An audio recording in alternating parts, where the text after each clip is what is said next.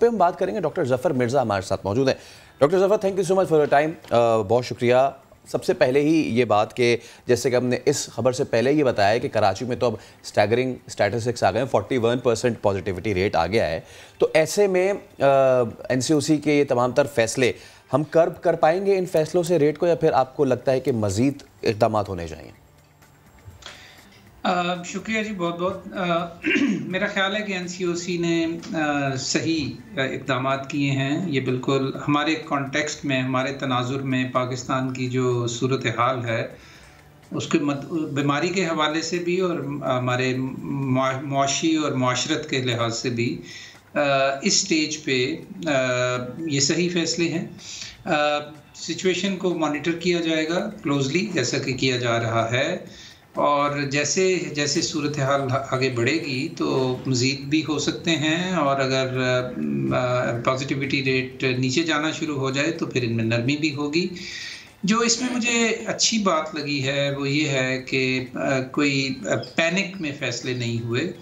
Data driven decisions हैं ये, जिसको हम कहते हैं कि जैसे जैसे डेटा आता है उसके ऊपर गौर व ख़ौस होता है, और उसकी बुनियाद पे और पिछले 4 जो वेव्स थी उनको मद्देनज़र रख के फिर ये फ़ैसले इज्तिमाई सोच विचार के बाद किए जाते हैं। तो मैं समझता हूँ कि बिल्कुल मुनासिब फ़ैसले किए गए हैं। एक और जो अच्छी बात है इसमें कि we have not rush to close schools, क्योंकि स्कूल्स में अब बच्चों की पढ़ाई का इतना ज़्यादा मुतासर हुई है वो कि उसको बहुत उजलत में कोई वो फ़ैसले नहीं किए जाने चाहिए, और मेरा ख़्याल है कि ये भी दुरुस्त सिमत में फ़ैसला साजी की गई है।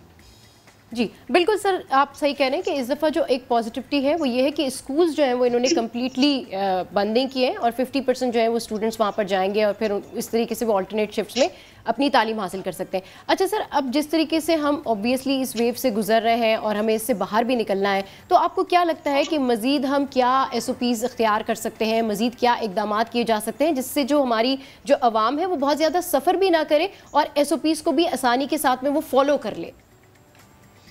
एक तो जी ये जो गुफ्तगू के शुरू में आपने एनसीओसी के जो इक़दाम किए हैं इनके ऊपर अमल जो है, इसके ऊपर जो इतलाक़ है, इसकी जो इम्प्लीमेंटेशन है वो इनफरादी और इज्तिमाई ज़िम्मेदारी समझी जानी चाहिए पाकिस्तान में।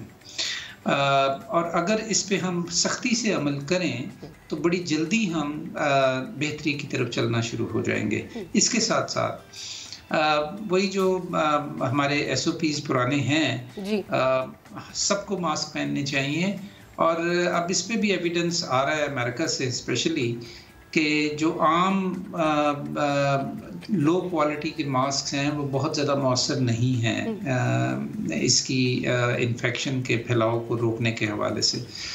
और दूसरे ये कि हमें समाजी सरगर्मियाँ, समाजी फासला, बंद जगहों के ऊपर ज़्यादा देर तक सोशलाइजेशन, मिंगलिंग नहीं करनी चाहिए, और इस सिलसिले में और गैर ज़रूरी किसी किस्म की भी मुलाकातें, बाहर जाना, बगलगीर होना, ये सारी चीज़ें जो हैं हमें रोकनी चाहिए। और अगर इनको हम इन पे अमल दरामद करें तो मेरा ख्याल है बड़ी जल्दी हम इस पे काबू पा सकते हैं। अच्छा डॉक्टर साहब, ये जो आपने अभी गुफ्तगू की, आप हमारे साथ ही रहिएगा और आप भी सुनिएगा कि हम और आप तो कह रहे हैं लोगों से कि मास्क पहने और दीगर सारी चीज़ें करें, लोगों की क्या मंतिक़ है ज़रा सुनते हैं, फिर इस पर बात करते हैं। तो आप क्या कहेंगी, मास्क वगैरह नहीं पहना हुआ? बोलिए। मास्क वगैरह नहीं लगाया हुआ? गिर गया अभी। लॉकडाउन लगाना चाह रहे हैं आप लोग? 5 लेयर जो है ना इंशाल्लाह आने नहीं देंगे हम लोग। मास्क नहीं लगाए हुए आप? तो कस्टमर आते हैं मास्क लगा लेते हैं ना, ओमिक्रॉन आ गया। ठीक है, हम तो शॉपिंग के लिए आए हैं यहाँ पे। तो आपने क्यों नहीं लगाया हुआ मास्क? घर पे पड़ा है। मास्क घर पे पड़ा हुआ है? नहीं तो कोरोना का है भाई। मास्क नहीं लगाया हुआ आपने? मास्क जी नहीं लगाया। अच्छा, तो फिर जब लॉकडाउन लगेगा तो कोई शिकायत तो नहीं होगी? तो लगा ले भले लगा लो। मास्क नहीं लगाया? सर मास्क लगा के क्या करेंगे? अच्छा, फिर लॉकडाउन लग जाएगा, फाइन लग जाए। लॉकडाउन कल का लगता है, आज लग जाए। लॉकडाउन लग जाए लेकिन मास्क नहीं लगाएंगे, SOPs का ख्याल नहीं रखेंगे। काहे का SOPs, काहे का लॉकडाउन और काहे का मास्क? दुनिया में तकरीबन कितने ममालिक ऐसे हैं जो प्रोटेस्ट कर रहे हैं सिर्फ इस मास्क लगाने पे। ये जो मास्क लगाया जाता है इसमें ही 10,000 किस्म के तो जरासीम आपके पहले ही वो पल्ले होते हैं। जेब में क्यों रखा हुआ है? ये बात भी सही है, पहले मैं लगा लेता हूँ, भूल जाता हूँ ना कभी। ये मास्क आपने अंदर रखा हुआ है, बस लेके रखा हुआ है? मैं लगा रहा हूँ। तो जब लॉकडाउन लग जाएगा तो कोई इशू तो नहीं होगा? बहुत इशू होगा, बहुत इशू होगा। फिर मास्क लगा लें। ये मास्क सबने रखा हुआ है लेकिन लगाया हुआ नहीं है। कब लगाते हैं आप? कब आते हैं आपके यहाँ कोरोना? कोरोना 5 बजे के बाद ही आता है, लॉकडाउन में 5 बजे के बाद ही लगता है। ज़िंदगी मौत तो अल्लाह पाक के हाथ में है, जिसकी जैसी मौत लिखी है वो तो आनी है ना लाल। अपना हर दिन ऐसे जियो कि जैसे कि आखिरी हो। अपना हर दिन ऐसे जियो जैसे आखिरी हो। ये 10 लोग थे, 10 इनकी बातें थी। डॉक्टर साहब, हम ऐसी कौम को समझाने निकले कि जो कह रहे हैं कि ज़िंदगी ऐसे जियो जैसे आखिरी दिन हो, और मास्क उनके यहाँ कोरोना शाम के 5 बजे आता है। कुछ लोग इतने पढ़े लिखे हैं, वो कह रहे हैं आपने देखा नहीं कि दुनिया में ऐसे ममालिक हैं जो मास्क पहनने पे एहतजाज कर रहे हैं। आपने कोई ऐसा मुल्क देखा जहाँ पे ऐसा हो रहा है? मैं भी यही नुक्ता उठाना चाहता था जितनी भी मैंने गुफ्तगू सुनी। कौन सा मुल्क है कि जहाँ पे मास प्रोटेस्ट हो रहे हैं अगेंस्ट मास्क? मुझे तो कोई ऐसा मुल्क नहीं पता। इक्का दुक्का आवाज़ें इधर उधर से हमेशा आती रहती हैं और वो हर जगह आती हैं। वो अमेरिका में भी आती हैं, यहाँ भी आती हैं, लेकिन ये बिल्कुल नॉनसेंस है ये सब कुछ। सर 2-2.5 साल का अरसा गुजर चुका है। एसओपीज़ के हवाले से हुकूमत समेत तमाम तर लोग यही बात करते हैं कि एसओपीज़ का ख्याल रखें, फासला रखें, डिस्टेंस रखें, लेकिन आज भी लोग सर ये पूछ रहे हैं कि कहाँ है कोरोना? सर ये कितना डिफ़िकल्ट हो जाता है, कितना चैलेंजिंग हो जाता है सर फिर? जी बहुत चैलेंजिंग हो जाता है, और इसका तदारुक जो है जी वो सिर्फ और सिर्फ हम उसे पब्लिक हेल्थ की लैंग्वेज में कहते हैं रिस्क कम्युनिकेशन। लोगों तक रिस्क को प्रॉपर चैनल से उनकी ज़ुबान में मतवातर कम्युनिकेट किया जाना चाहिए, तब ये जाके बिहेवियर्स जो हैं वो बदलते हैं। मैं अपनी बात मुकम्मल करना चाहता था इस गुफ्तगू सुनाने से पहले, जब आप मेरे से पूछे थे कि और क्या करना चाहिए, तो एक चीज़ का जो हमने जिक्र नहीं किया और आपने गुफ्तगू में सवालात भी नहीं किए लोगों को, वो है वैक्सीनेशन। NCOC के जो इक़दामात हैं उनमें भी वैक्सीनेशन के ऊपर बहुत ज़ोर दिया गया और अब सख्ती लाई जा रही है कि जो लोग वैक्सीन जिन्होंने नहीं लगवाई हुई उनको समाजी शमूलियत की इजाज़त नहीं होगी पब्लिक इवेंट्स के अंदर।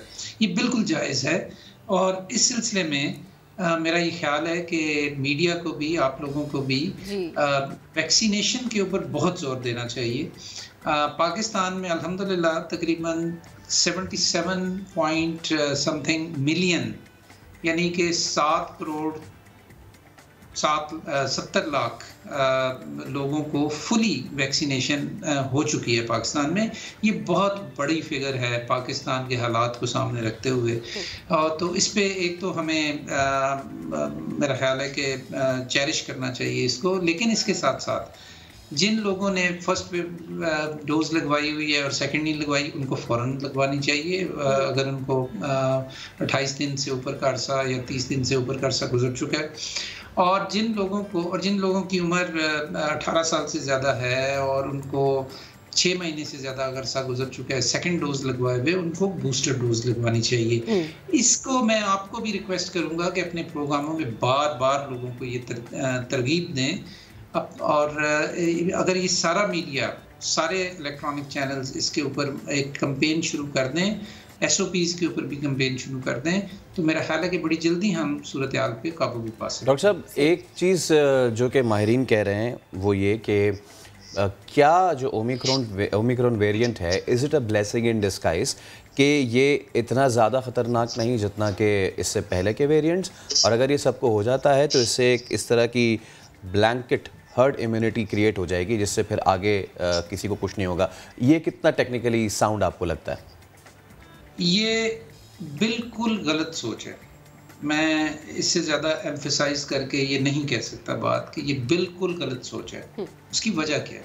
उसकी वजह ये है कि अगर वायरस के अंदर ये सलाहियत है कि वो बहुत तेज़ी से फैलता है, तो इसका मतलब है कि वो आम उसकी जो किस्में थी पहले, उनकी निस्बत ज़्यादा लोगों को इन्फेक्ट करेगा, तो volume of people will be very big. दूसरा ये है कि अगर उसका बहुत छोटा प्रोपोर्शन भी लोग बीमार होंगे तो वो वॉल्यूम भी पिछले की निस्बत बहुत ज़्यादा हो सकता है।